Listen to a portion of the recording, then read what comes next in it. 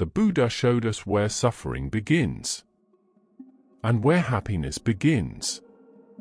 Now, in verse 3, he turns our attention to something deeply human: how we respond when we are hurt.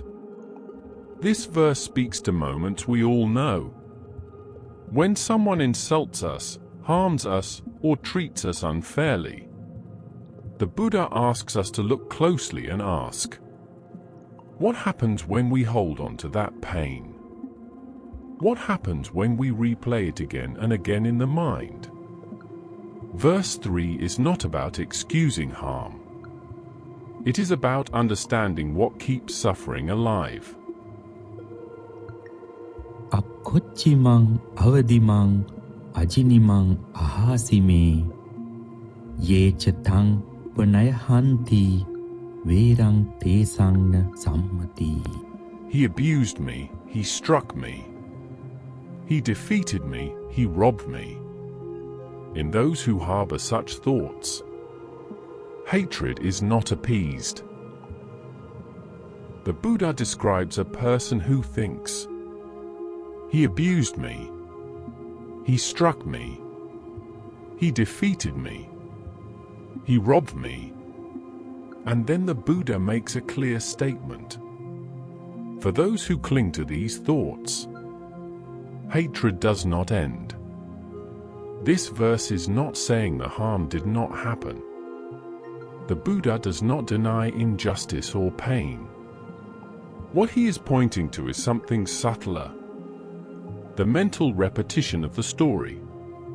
Each time the mind replays, they hurt me, they wronged me, they should not have done this, the wound is reopened.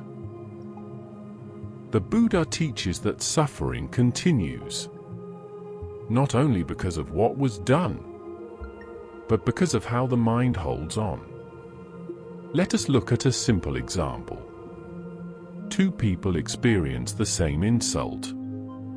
One feels the pain, acknowledges it, and lets it pass.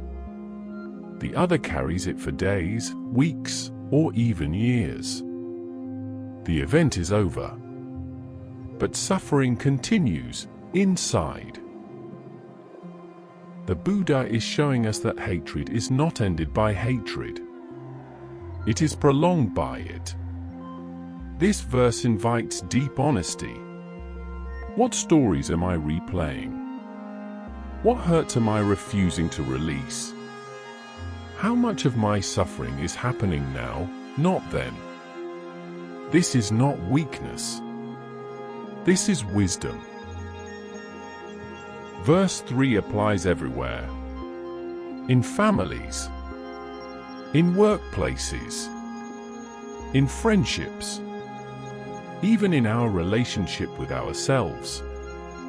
Each time we replay an old hurt, we are teaching the mind to suffer again. The Buddha is gently pointing us toward freedom, not by denying pain, but by not feeding it. Letting go does not mean forgetting. It means choosing peace over repetition. In verse 3, the Buddha shows us clearly, as long as we cling to thoughts of resentment, suffering continues. But this verse is not the end of the teaching. In the next verse, the Buddha shows us the way out, how hatred truly comes to an end. If this reflection resonated with you, consider subscribing to continue this journey, one verse at a time. You are welcome to share your thoughts or experiences in the comments. When we reflect together, understanding deepens.